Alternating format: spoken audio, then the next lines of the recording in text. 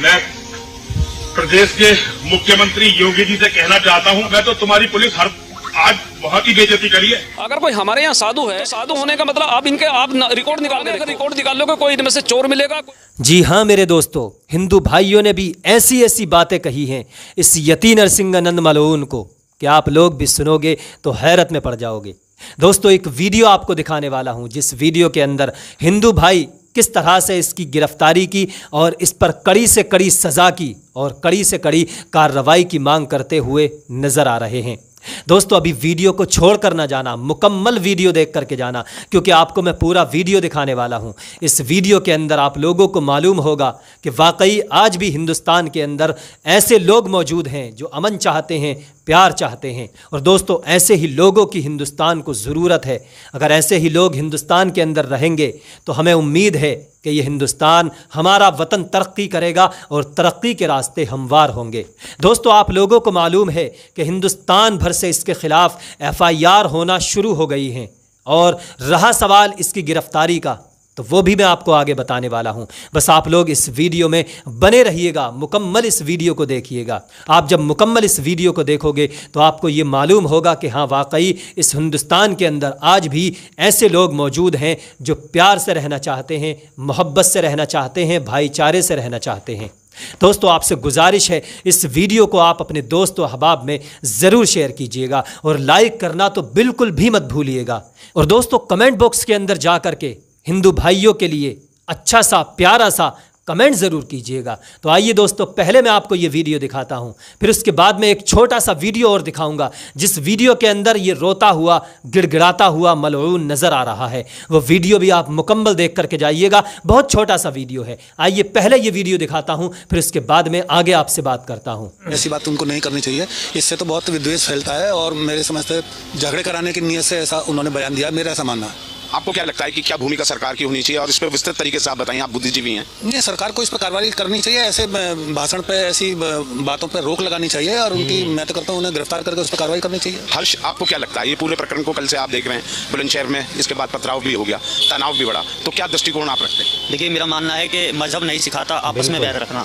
हम लोग सनातन संस्कृति से आते हैं, हिंदू धर्म से आते हैं, लेकिन हमारा धर्म किसी दूसरे धर्म के खिलाफ में बोलना या ऐसी बयानबाजी देना जिससे आपस में लड़ाई झगड़ा हो, उन्माद की भावना फैले, द्वेष फैले, इस भावना का हम समर्थन नहीं करते। उन्होंने जो बयान दिया है वो उनका निजी बयान हो सकता है, लेकिन मैं मानता हूँ ऐसे बयानों को हम लोगों को कंडम करना चाहिए। ऐसे बयान जो हमारे धर्म के लिए सबसे बड़ा नुकसानदेह है, क्योंकि हमारे धर्म के ऊपर इस बयान से उंगली उठती है कि उन्होंने बयान दिया, लेकिन वो संतों का नेतृत्व नहीं कर रहे हैं, क्योंकि हमारे देश के संत आपसी भाईचारे का बयान देते हैं, सौहार्द का बयान देते हैं, प्रेम का बयान देते हैं। मुझे लगता है कि सरकार को इस पर कार्रवाई करनी चाहिए। जो लोग इस प्रकार का बयान देते हैं जिससे आपसी भाईचारे का कंडम हो रहा है, तमाम लोग आपस में लड़ रहे हैं, ज्ञापन में देख रहा हूँ तमाम शहरों में ज्ञापन दे रहे हैं। अगर मैं कहूँ तो दंगों की भावनाएं या दंगों को भड़काने जैसी भावनाएं तमाम जगह पर लग रही है। अगर ऐसा होगा तो आपसी भाईचारे का नुकसान होगा, प्रेम का नुकसान होगा, सौहार्द का नुकसान होगा। तो मुझे लगता है कि सरकार को इस पर कार्रवाई करनी चाहिए कि बयान पे जो उन्होंने बयान दिया उस पर कड़ी कार्रवाई हो। पर हम लोग तमाम लोगों की ओर से इसको कंडम करते हैं, ऐसा बयान मान्य नहीं है। क्या लगता है कि एक सोची समझी ये साजिश है या यूं ही है सब कुछ? देखिए, बिल्कुल सोची समझी रणनीति के तहत ही बयान दिया गया।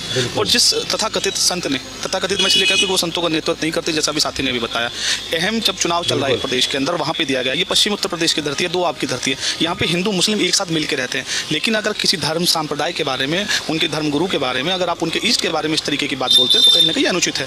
हम लोग हिंदू मुस्लिम सिख ईसाई आपस में हैं, भाई भाई, ये बचपन से हम लोग पढ़ते हैं। तो ये कौन लोग हैं जो धार्मिक उन्माद फैलाना चाहते हैं? हमारा निवेदन है योगी आदित्यनाथ जी से, और निवेदन शब्द मैं इसलिए इस्तेमाल कर रहा हूँ क्योंकि उनको समर्थन उनको प्राप्त है, इसलिए वो बयान दे रहे हैं। तो ऐसे लोगों पर कार्रवाई करिए, उनको गिरफ्तार कीजिए, नहीं तो इस पश्चिम उत्तर प्रदेश के अंदर आप देखिए तमाम लोग गुस्से में। और यहाँ पे अगर ये 1857 की क्रांति धारा है, यहाँ पे पहले इस तरीके की घटनाएं हुई हैं। ऐसे बयान जब कोई व्यक्ति देता है तो फिर लॉ एंड ऑर्डर मेंटेन करना सरकार का काम होता है, क्योंकि धार्मिक भावनाएं लोगों की आहत होती हैं। भरतलाल जी, आप किस संदर्भ में देखते हैं सारा प्रकरण? मैं तो ये कहता हूँ सर कि हम हिंदू मुस्लिम सिख ईसाई आपस में सब हैं भाई भाई, लेकिन ऐसा भेदभाव नहीं होना चाहिए। ऐसे किसी के लिए गलत नहीं बोलना चाहिए।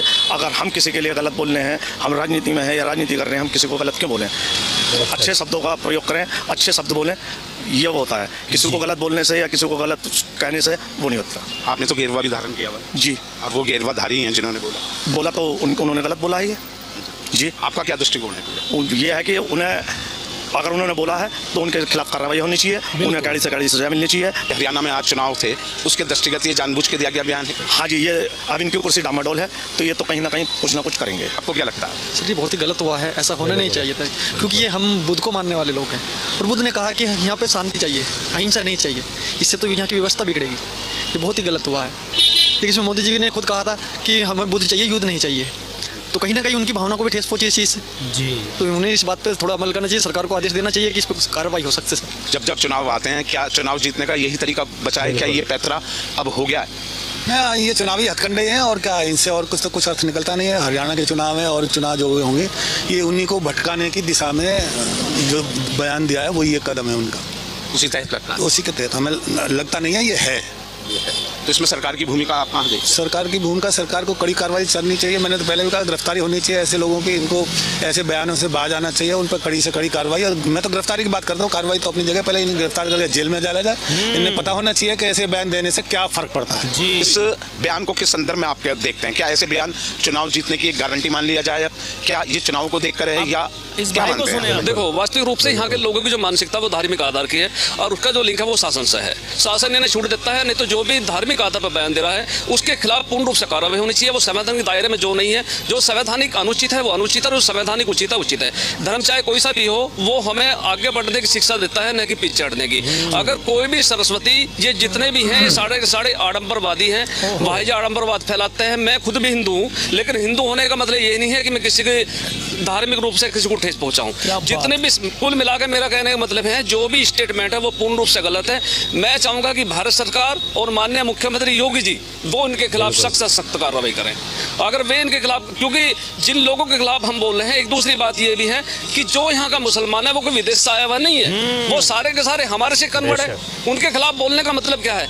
और अगर हम धार्मिक आधार पर, अगर ये साधु सन्यासी जी नाम साधु बना करके बैठा रहे हैं, धर्म के हम जिम्मेवार बना रहे हैं, मैं ठेकेदार सब यूज नहीं करने का, अगर ये लोग भी जो है अगर धार्मिक उन्माद फैलाने की बात करेंगे तो जनता का क्या विश्वास रह जाएगा? कुल मिलाकर पूर्ण रूप से गलत है। इनके खिलाफ संवैधानिक कार्रवाई होनी चाहिए। योगी साहब को देखिए, किसी भी धर्म के खिलाफ बयानबाजी, या तो हमें इसकी चीज़ की पूर्ण जानकारी हो, और नहीं तो फिर हमें किसी भी धर्म के बारे में, किसी भी धर्मगुरु के बारे में ऐसा नहीं कहना चाहिए। सरकार को इन चीज़ों से बचना चाहिए, और जो चीज़ ऐसी फैलाते हैं लोग, उन पर लगाम लगानी चाहिए। और मैं किसी भी धर्म के समुदाय से भी कहूँगा कि मतलब कानून को अपने हाथ में न ले, दंगा फसाद ये जो है ये चीज़ निकलनी चाहिए। उसकी रिपोर्ट दर्ज कराएं, उसके लिए कानून है, अदालत है, वकील हैं, कानून अपना काम करेगा। केवल अपनी शिकायत दर्ज कराएं, कानून निष्पक्ष जांच करेगा और निष्पक्ष ही कार्रवाई करेगा। भारत धर्मनिरपेक्ष देश है भाई, भारत धर्मनिरपेक्ष देश है। धर्मनिरपेक्षता हमें संविधान में मिली है। संविधान से बढ़कर अब हमारे देश के प्रधानमंत्री हैं, वो संविधान के अंतर्गत हैं। आप और हम भी संविधान के अंतर्गत हैं। हम जो बोल रहे हैं वो भी संविधान के अंतर्गत है। जो भी हमारे देश में किसी भी डिपार्टमेंट से संविधान में वो संविधान के दायरे में, इसलिए संविधान से बाहर हम साधु होने के बाद अब सब क्यों कह रहे हैं? किसी की भावनाओं को धार्मिक आधार पर ठेस क्यों पहुंचा रहे हैं? जब हमें ये भी पता है कि वो भी, अब आप देखिए किसी भी गली मोहल्ले में चले जाओ, वहाँ हर समाज के लोग मिलेंगे। अगर शादी ब्याह की बात ना हो तो धर्म की कहीं जरूरत नहीं पड़ती किसी को, शादी ब्याह में ही हमें जरूरत पड़ती है। अब ये हमारे देश में लोग एक साथ मिलकर जीना चाहते हैं, लेकिन हकीकत क्या है?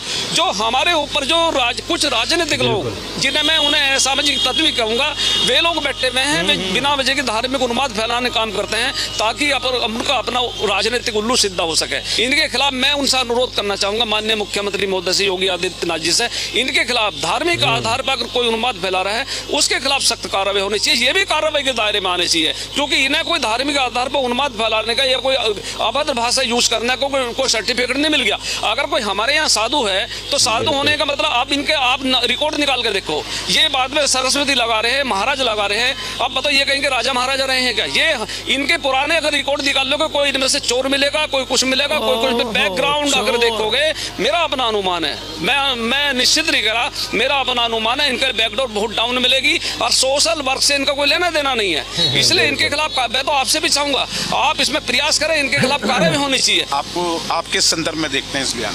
देखो, इलेक्शन नज़दीक है तो हीट ऑफ द मोमेंट लाजमी है।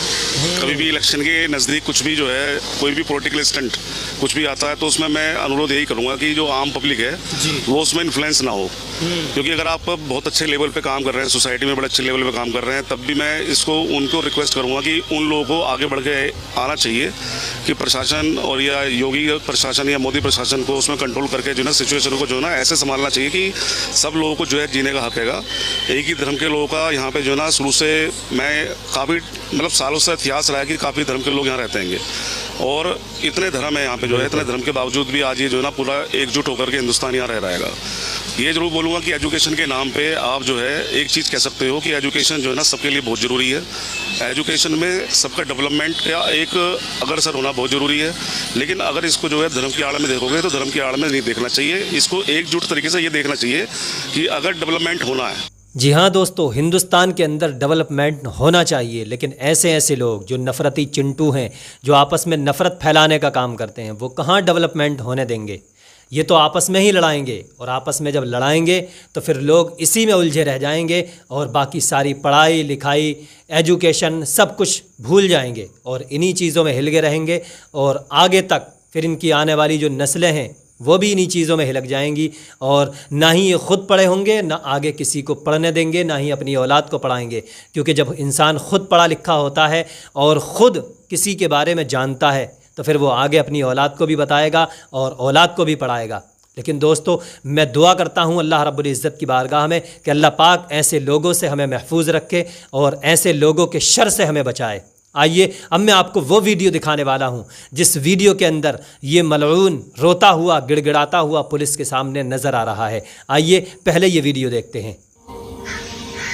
मैं प्रदेश के मुख्यमंत्री योगी जी से कहना चाहता हूँ, अच्छा मलून, हमें तो तुम्हारी पुलिस आज बहुत ही बेइज्जती करी है, पर अगर तू अपने बाप की औलाद है ना तो अलीगढ़ पे बुलडोजर चला के दिखा। योगी जी से कह रहा है। मैं तो केवल अपने लड़कों के लिए लड़ने जाता, औरतों की लाशों को घुमाने वालों का समर्थन कर रहे थे तेरे यूपी में। बताइए अब तू ये दिखा तेरे बुलडोजर मजालिस की कर ले, जो हमें मार दे, मरना मंजूर है, जो कर सकता हो कर ले हमारे साथ। आज तेरी पुलिस ने जो बेइज्जती करी है ना, आज जो बेइज्जती करी है मेरी, सारी जिंदगी से भूलूंगा नहीं, इसे भूलूंगा नहीं। आज जो केवल मैं अपने बच्चों के लिए लड़ रहा हूँ, ये गलती है मेरी, और तू राजा बन के बैठ गया मेरे बच्चों। तो दोस्तों देखा आपने सीएम योगी आदित्यनाथ के बारे में किस तरह की ज़बान दराजी कर रहा है।